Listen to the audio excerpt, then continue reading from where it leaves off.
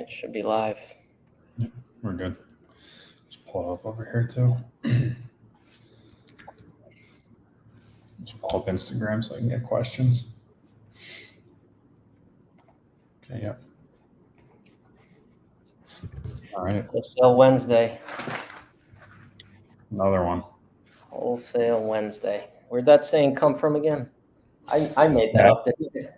Yeah, you did. I think I made a tweet about it. How just like Wholesale Wednesday came from just like logistically, that was the day where everything just had to get done.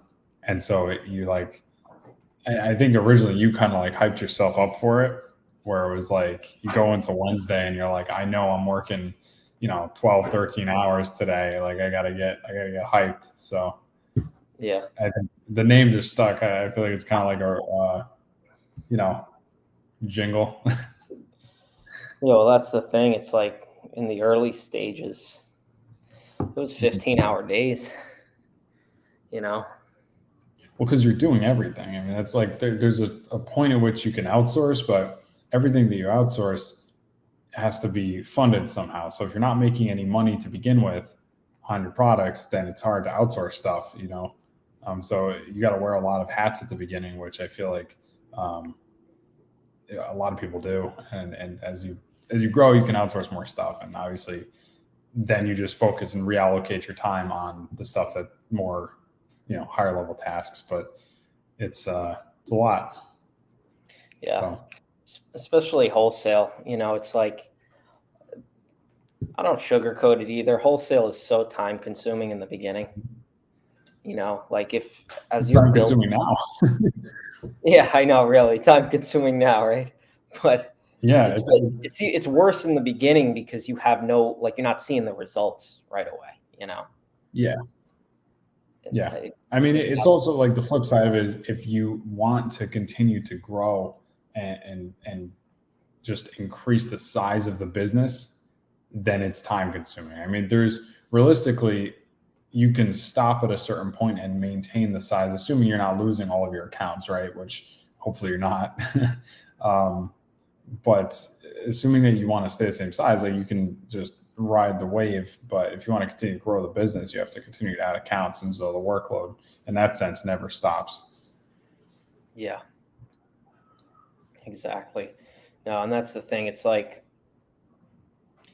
it's really just a matter of how big you want to grow the business. Like, I think somebody asked us that the other day. It's like wholesale, it's the most, in my opinion, the most scalable online business out there in the sense of you're just rinsing and repeating the same thing over and over again.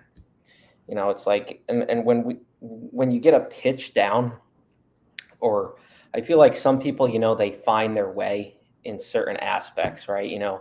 Everybody has their own pitch to brands. Everybody kind of carves out their niche in wholesale. And if you find a niche that works for you, you double and triple down on it. You're going to be successful in wholesale, Yeah. Yeah. If you guys have any questions too, while we're chatting here, feel free to drop them in. We actually just got first question in here from YouTube that says, for reimbursements, do you use Amazon's inventory ledger and contact seller support, or do you use a third-party company? And the answer to that is we kind of use both.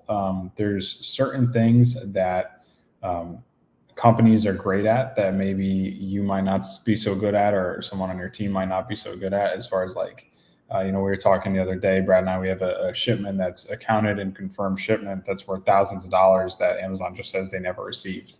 And for something like that, we like to go with Seller Investigators, it's a carbon 6 product.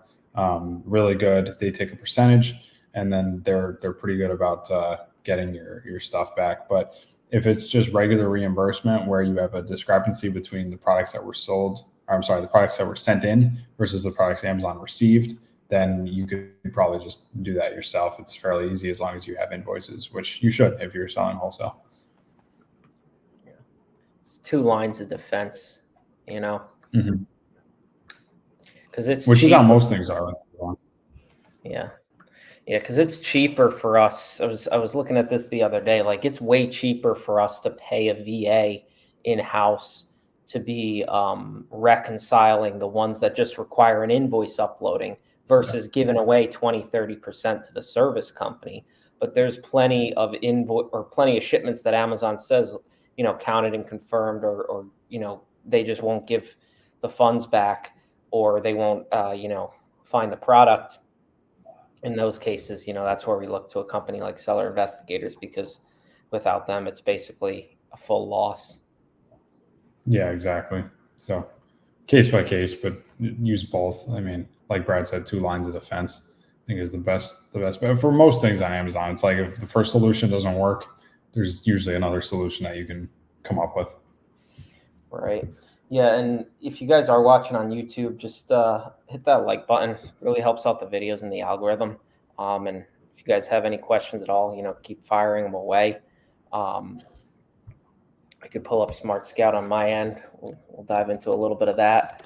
Q4 is right around the corner. The dates are crazy this year in terms of what Amazon's asking for.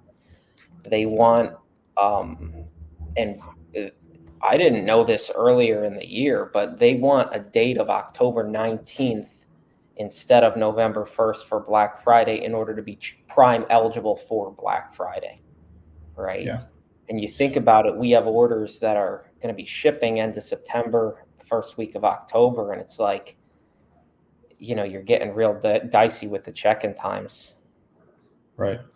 Yeah, I mean, even right now, and obviously it depends on which fulfillment center you're using too. So it's like, certain fulfillment centers are better than others. But we had a pallet that I was talking about that when we shipped it in, it was 2 months, and that pallet never made it to Amazon. And so I wound up calling the carrier, and it turns out it wasn't even an Amazon fulfillment center issue. It was the fact that Amazon themselves was actually, this facility had 60 plus tractor trailers that were ready to go to get checked into an FC, and Amazon was physically turning them away because they were so packed as far as their capacity that they could not take any more inbound trailers. So, I mean, even right now, today, this is the beginning of September, and we're dealing with that. So it's get your products in early. Like that's the only thing you can do, really, as early as you can. Yeah. That's the thing, and what are your thoughts on 2D barcodes? I've been playing around with that this week. Yeah, I mean, well, we've talked about it for the business, and it's like, it's something that, we've both talked about we should probably be using, but it's also like when you're sending out shipments every day and everything like that, it's sometimes we get in the habit of doing something a certain way. And so it's hard to kind of pivot and switch. But we've both determined in our conversations that like it is going to be beneficial, I think, switching to something like that. And just so, like, if there's anybody watching that doesn't know what 2D barcodes are, you want to just explain that? Yeah, so 2D barcode, normally when you do a shipment on Amazon, you have the ability to either make a case pack template for something, or you have the ability to put in what's it called? It's like you fill out the form, whatever that form is, and your box content form, basically, that says what's in each box, how much it weighs, etc. What a 2D barcode is it's basically a barcode that is printed on like a regular 4x6 shipping label. And what that will do is it'll tell Amazon, just from a scan of that barcode, it will tell them that, what's in the box. And so what it does is it speeds up the check-in times for the items because it's less processing time on Amazon's end. So it's not much more work on your end, if any, but it's a faster check-in, which obviously, given the dates that we were given this year, we all need. I think we can always use faster check-in times. Yeah. What was that fulfillment center you were saying to me to avoid? Yeah, we just shipped to. It was like RDU or something. Yeah. Yeah, RDU4 in North Carolina. Yeah. And and the deal with that was just they were totally backed up. I mean, like I said, they had said that because I talked to the carrier that we shipped the product out through, and the carrier was the one that told me that they were actively trying to send shipments into Amazon, and Amazon was actively turning those trucks around and sending them back to them because they could not house them because all their docks were full. So I mean, it's problems like we don't think about. Like normally, if there's a situation with a pallet, I think that it's an Amazon processing issue where the carrier didn't sync up with the fulfillment center. But in this case, it never even made it to Amazon. And I don't know if you checked the shipments, but that pallet that I'm mentioning was checked in, and all of the units were received within probably about 24 hours of it getting there. Huh. So I didn't even see that. Yeah. Wow. yeah. So it's like, I don't know. I don't know. Yeah. The question Sometimes things just for don't you make too. sense, you know? Yeah. I Yeah, got no, nothing ever does. It says, when you were beginners, what was your process for improving your skill set when it comes to listing optimization? How do you feel about that? Well, I would say that our primary focus around listing optimization is to deliver the pitch to brands. In terms of being an expert in listing optimization, we have in-house people for that. We also outsource that offshore.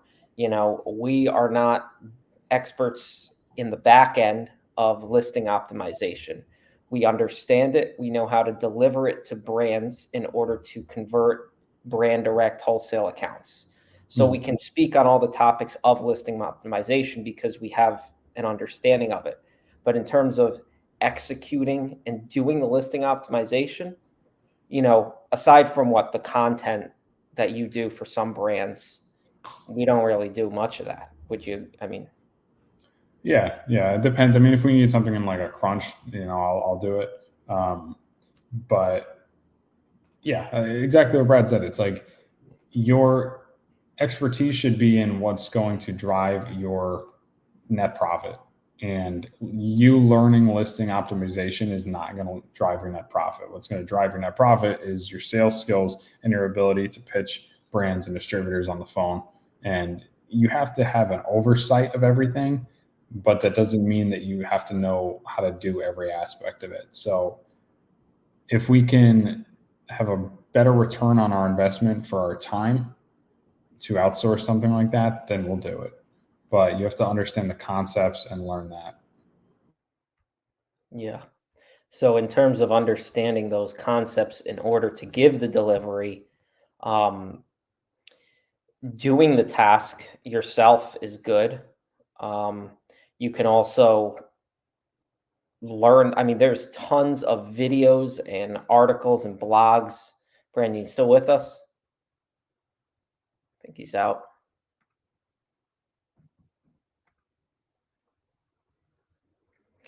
So there's tons of videos, blogs, and YouTube videos around listing optimization. One of the best parts about listing optimization is that it's very private label-esque, meaning trying to get Brandon back in here on this live. The listing optimization it's private label-esque, meaning there is so much information out there about listing optimization because it's private label work, right? You're doing SEO, you're doing content, you're doing advertising, right? There's the advertising side of it with Amazon PPC. So you're back with us? Yeah, I was just texting you. My Wi-Fi decided to connect to a different network for some reason. Yeah. So No, I was just saying that there's tons of information out there on listing optimization because it's like private label, right?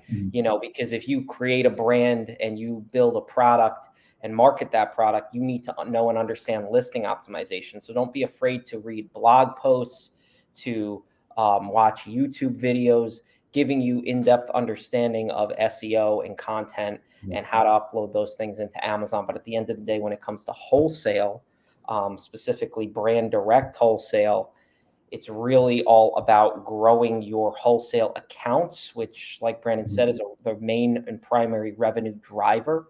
So if you can use listing optimization in order to convert more wholesale accounts to get more products in your inventory and more brands into your pipeline, that's where the bulk of your time should be spent in terms of giving you the highest ROI, or the most bang for your buck. Absolutely. I had a question here off Instagram. Says, actually for RA, says, I found this RA product in the store, and it's really big. Product dimensions are 40, what are they? 44 inches wide, 40 inches height, 27 inches. Weight is 90 pounds. I got a feeling it might be a seasonal product or something.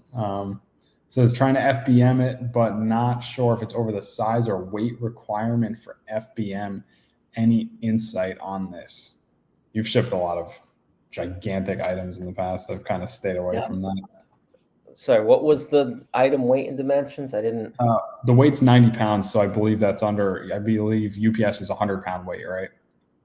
Yeah. And then the dimensions are 44 inches wide by 40 inches high by 27 inches length, width, height. Probably length, I'm assuming. Yeah, I mean, you got to FBM that. Yeah, that's what they're saying. He's just saying that is there any size or weight requirements for FBM, basically? Well, you got to be under 100 pounds to ship UPS. Mm-hmm. If it's over 100 pounds, you're going by truck direct to the customer. Then you really got to assess and build that into your margins, because now you're talking about shipping on a tractor trailer, one item. You're going to be paying way more in shipping. You're going to probably have to pay for a lift gate on that truck. So there's going to be a lot of logistical. When we were doing pools back in the day, I mean, trust me, I ran all these numbers. Like, we had to avoid a lot of those pools that were way oversized, because it was just, even during peak season, it was just crazy in terms of the shipping rates. When you consider going across the country, right? If you get an order and it's in your same region, you should probably be fine, honestly. At least, I don't know the margins of your product, but in the pool comparison, like, you're good in the same region. It's if it goes all the way across the country, like we're East Coast, it goes all the way to California, then that's where you get into trouble, and that could very well happen. So you just got to keep that in mind. Yeah, absolutely. Next question here says, do you think it's better to try and get quantity discounts or total spend discounts? I mean, am I reading into the question wrong? Or, I mean, they're kind of one and the same as far as you purchase more quantity, your total spend goes up. Is there a discrepancy there that I'm not getting? No, I mean, I think it's any discounts, that you're able to achieve is where you should go. I mean, quantity. You can call it whatever you want. Like, as long as you're getting that margin, that's what matters. So yeah, maybe selling daily, if you want to clarify what you mean by that. Yeah. But I think that, quantity in terms of unit count versus maybe spend versus dollar amount, they go hand in hand. As one goes up, the other goes up. So whichever you need to hit to achieve, a lot of suppliers will work with prepaid freight thresholds. So you purchase $2,500, you get free shipping. You prepay for an order, you get a 2% incentive. So like, there's a lot of suppliers that'll have these different discounts. So it's all about negotiating and getting the discounts where you can, especially with wholesale.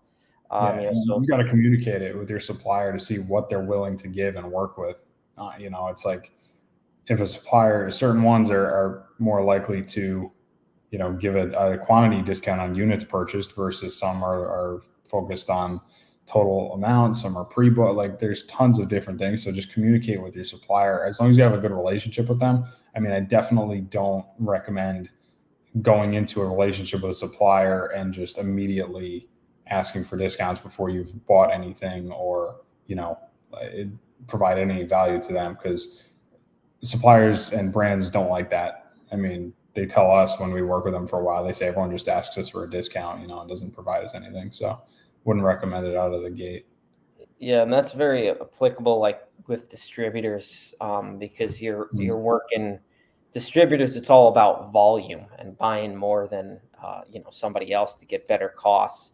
But a great way to position that conversation, right, um, instead of jumping into it and immediately asking, right, because when I first started, like I didn't really understand the art of negotiation and how to position effectively. So there were I lost accounts in the very beginning, very very beginning, when it's just asking for price concessions, and they don't want to work with people like that, right?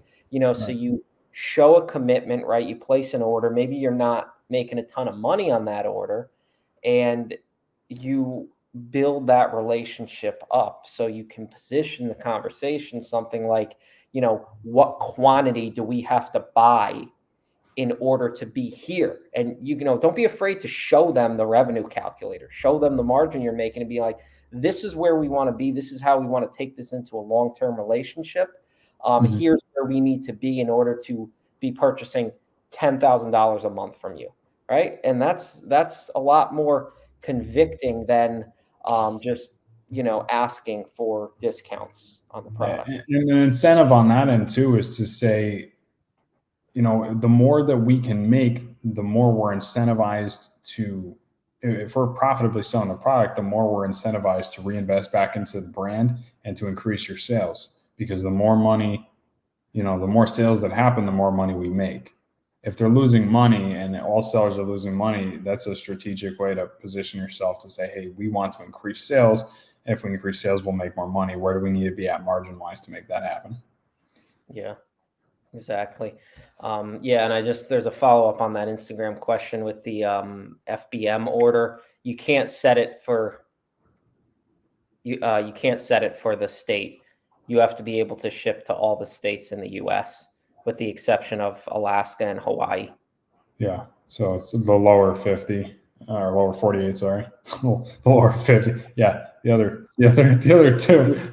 You can't chip to the upper and lower 52 or whatever. You get to Yeah. pick So two states that you don't ship to. yeah. Yeah. I mean, when I was doing eBay way back, I would notice, I don't know if you've ever looked at, can we even tell that like what our statistics are for merchant fulfill? I don't know, but I wound up looking at that, and massive amounts of product went to California, and I forget the other state, but like 35% of all the packages we sent out on eBay were California. So Yeah. Yeah, it's a huge state. Um, John, I think, has a question here on YouTube with what are your opinions on distributors? Do you source all the brands and the distributors? Do you source all the brands the distributors carry? That's a good question. You can source the brands that your distributors carry, in the sense of potentially going to reach out to the brands. But yes, if you're working with a distributor, you should look at every one of those brands that they have.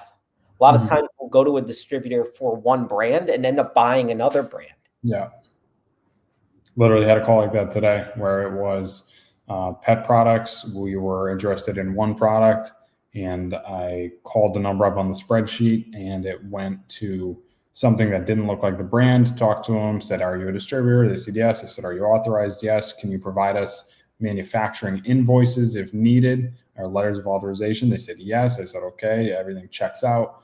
And they carry multiple lines, and so they're sending over the entire line of all the brands that they carry, but had no idea. Went into it completely thinking it was the brand, and just based on our VA that she put in the information for a distributor. So Yeah, and we talk all the time, right, about the two in Amazon wholesale. Two of the best ways to scale your business is to, one, get more SKUs into your inventory, and what a better way than to do that, right? You look at all the brands that this distributor's carrying, because beneath those brands, there's many different SKUs.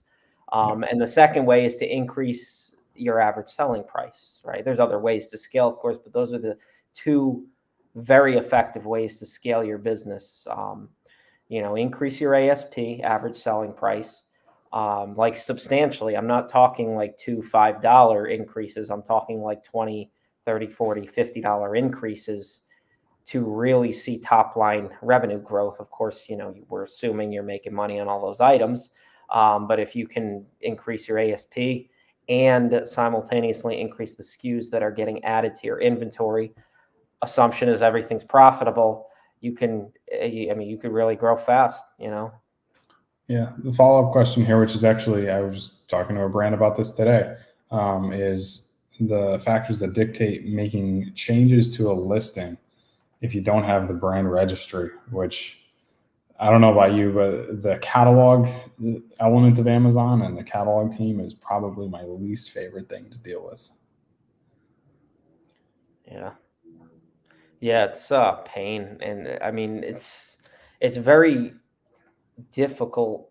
Like it's really gray. Like there's no clear cut answer, because the way Amazon's factors indicate who can make changes, right? So the way Amazon's catalog works, right, determines who can make changes to a listing. Everybody has all the sellers on the listing have a certain contribution score. And I found this out from an Amazon person on a call who really isn't supposed to go into this kind of detail, but they did, right? Because that's what you do. You get an effective person on the phone at Amazon, and it's like you don't let them go. But everybody has an equal contribution score. I want to say it's like a 20 or a 25, somewhere in that range. But when you obtain brand registry on Amazon, your contribution score shoots up to a 150. And what that means is you have a much higher weight in making changes to the listings. Is it surefire? Absolutely not. You could still have brand registry, and there can still be other sellers controlling, having the winning contribution on a specific attribute. So let's say that attribute is the bullet points, right? And one seller has the winning contribution on those bullet points, but you have brand registry, you have admin rights and registered agent rights in the brand's brand registry. But there could still be another seller out there winning the contribution on the bullets. So you have to kind of fight and go back and forth with Amazon about getting those bullets changed. It could be a very time consuming thing. And what are the other factors that, is mentioning without brand registry? For those that don't know, like what are the other factors that contribute to increasing your contribution score? So,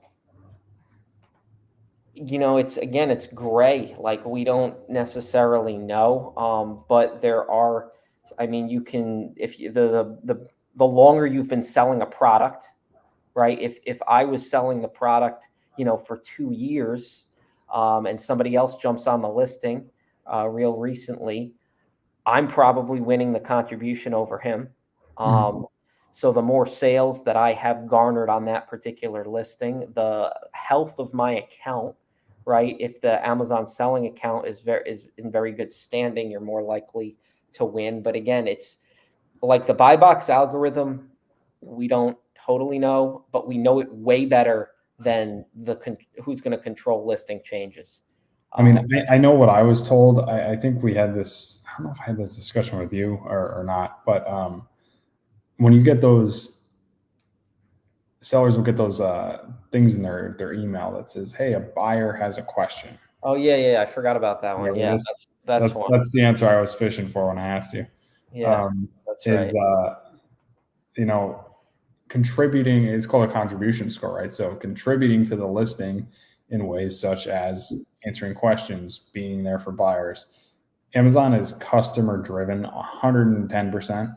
So if I was to take a shot, I would say that has an effect on your contribution score, because Amazon is looking for you to benefit the customer because that's who they care about. So things like that, I think without brand registry, you have the possibility of increasing your contribution score and allowing you to make changes. Yeah, I forgot about that one. That's definitely one, is if you're answering questions, that'll help as well. Do we do that? Not really. If it's an important product, yeah, if it's an exclusive, like we're doing that, Right. But if we're just, selling with a bunch of other sellers, unless we're trying to convert it into an exclusive, right? Or it's a high key account, we're not doing that, you know? Right. But yeah, these are all good questions, you know, so if you guys have more questions, keep them coming. And if you are watching on YouTube, really helps when you hit the like button, you know, so just like the videos, boost them up, helps us make more content. Yeah, and you know, keep firing away the questions if you have them. We haven't gotten too much into sourcing, but I think this is, you know, we're getting some good questions here. And the other thing, right, that a lot of people ask is in the sourcing aspect, right, in the realm of sourcing. So we've always said we use two key sourcing process. One is in Smart Scout, and two is storefront stalking. And quite frankly, we've been using storefront stalking for many years now. And that's been really the bread and butter of how we find profitable brands. A lot of people, I find, you know, they spend their a lot of their time doing a very cutthroat analysis on the product before they actually add it to their sheet to go and contact them, right? So when you're sourcing products, one of the best ways, or rather than spending so much time, you know, going into detail on the listings, just add the brand to your list to contact, because you're going to call them up anyway. And then when you're on the phone with the brand, you're going to have the listing up, right? That's the biggest difference between brand direct wholesale and distributors, is that you're looking at the listing and looking for different points of value to deliver to the brand. Yeah, the bulk of the analysis is really in the outreach process, not the sourcing process. So, I mean, when you said like cutthroat, I mean, I think that another word for that would also just be you're spending too much time. Like you're spending too much time and too much analysis on the outreach, and that's what we see with a lot of newer sellers, is that they're just spending way too much time in the initial portion of it, and then that prevents them from getting anywhere on the outreach. Yeah, exactly. John's asking, PPC promotions, discounts. Can you talk about them? No. Yeah. No, it's a good question. You know, a lot of components to that. yeah, there's a lot. I mean, you wow. How about you do PPC and promotions, and I'll talk about some discounts, I guess. Yeah, I mean, as far as PPC goes, there's three kinds of ads on Amazon. Three general kinds of ads. There's sponsored product ads, which, quite frankly, I should just see if I could pull something up as I'm going into this. See if you could find it, find an example on there. But they're sponsored on Amazon. Of an ad like that? Yeah, of an ad or something. So there's sponsored product ads, right, which are they boost the actual listing itself. So if you go on Amazon, you search for a product, you'll see the little subtle sponsored symbol in the upper left-hand corner on the listing itself. That's a sponsored product ad. The main intention of a sponsored product ad is to grow sales on that specific product listing. There's also something called brand advertisements. And brand advertisements are the headline, one form of brand advertisements are the headline banner ads that you see at the top of the page, you know, with videography or lifestyle photography with three different ASINs in the slot, right? One of the best pitches for brands, and if you can really deliver on this with brands, is to get their brand advertisements indexing at the top of the screen on Amazon, because of a strong pitch that we use all the time with brands is, you know, if I search for the brand's name and immediately what's dominated at the top of the digital real estate is their competitors' brand ads. Essentially what that competitor is doing is they're using your brand's equity and your brand name in their keywords in order to appear at the top through that headline banner ad. So that would be brand advertisements.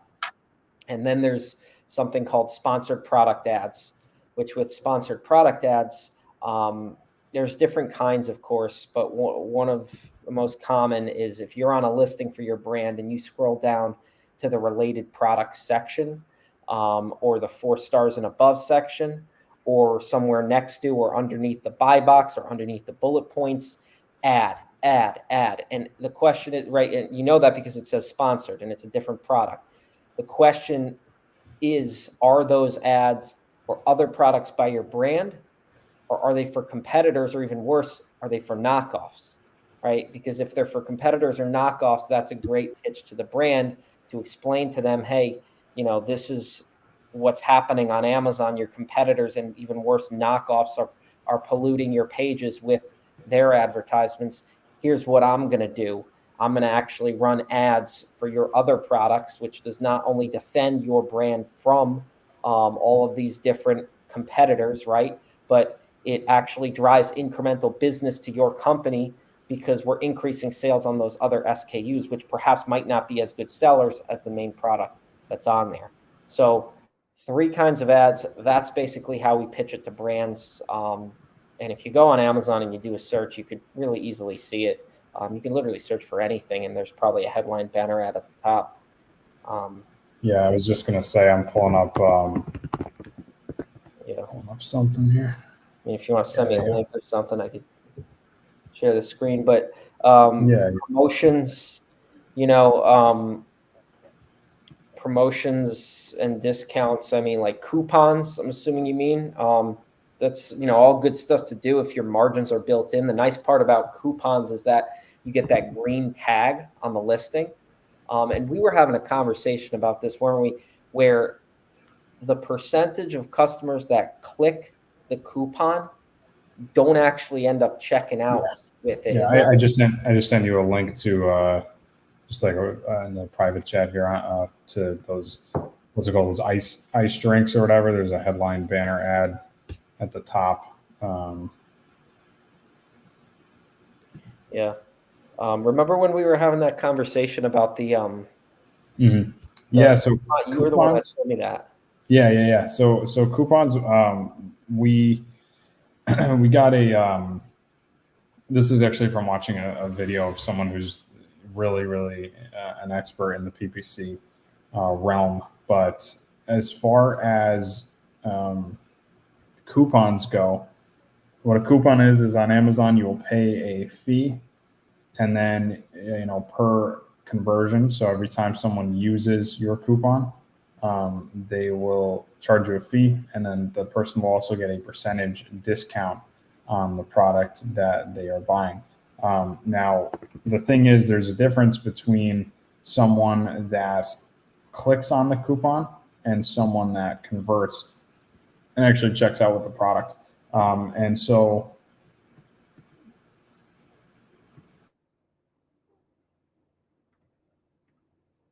still there?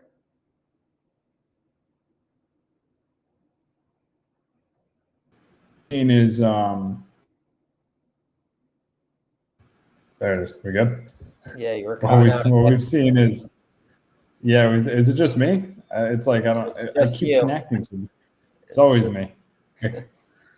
What we've seen is about a 50% drop off from the people that actually click on the coupon to those that convert. So if 100 people click the coupon, only 50% actually check out with the item. So 50 people, which is really surprising to me.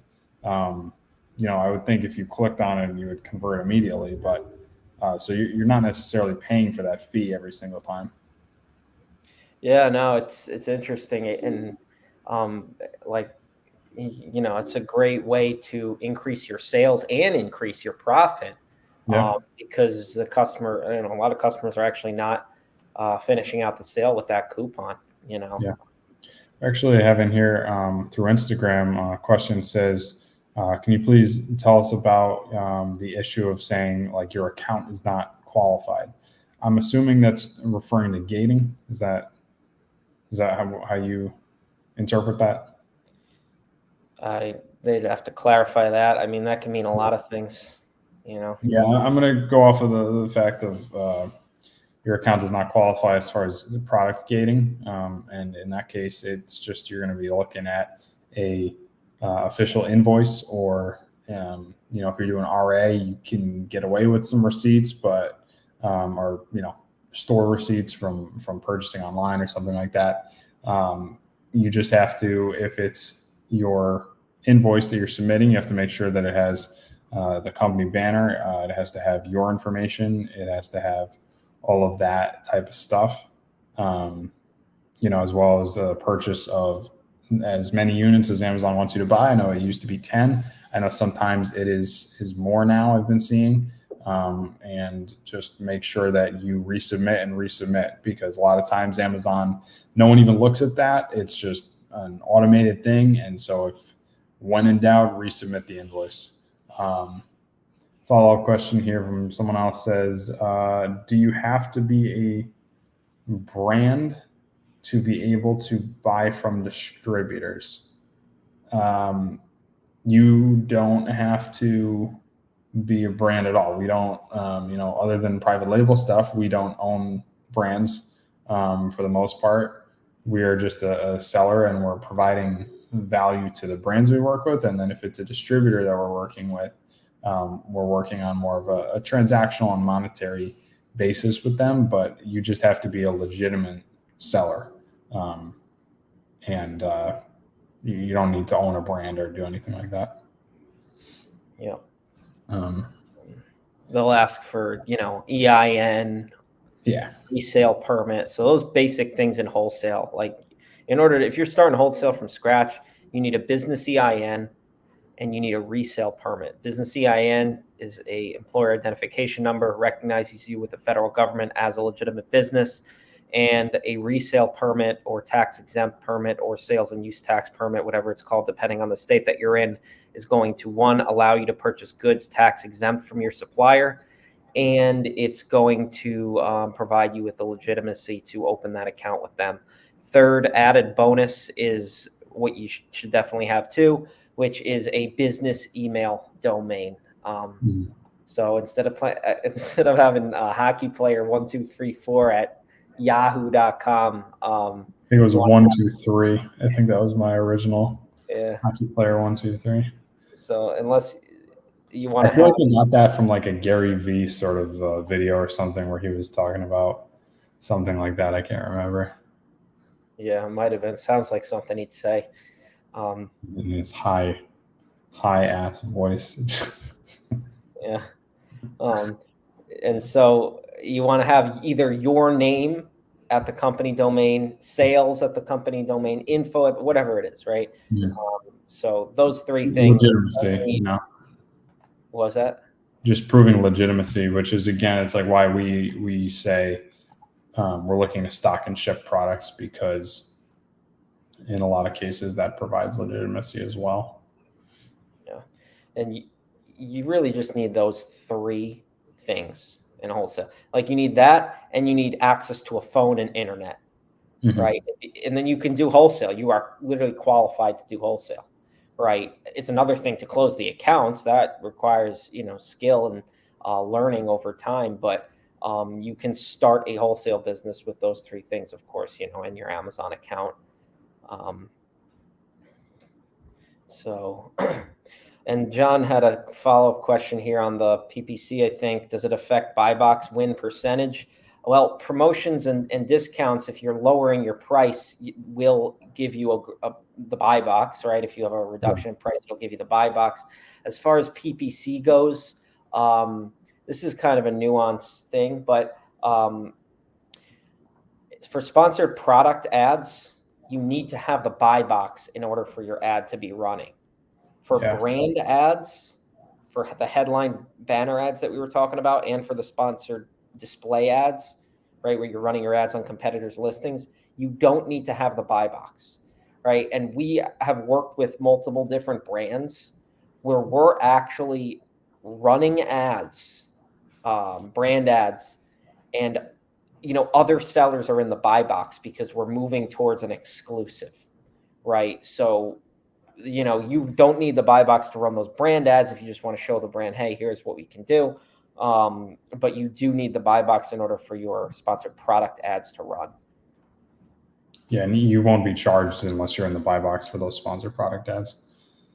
Right.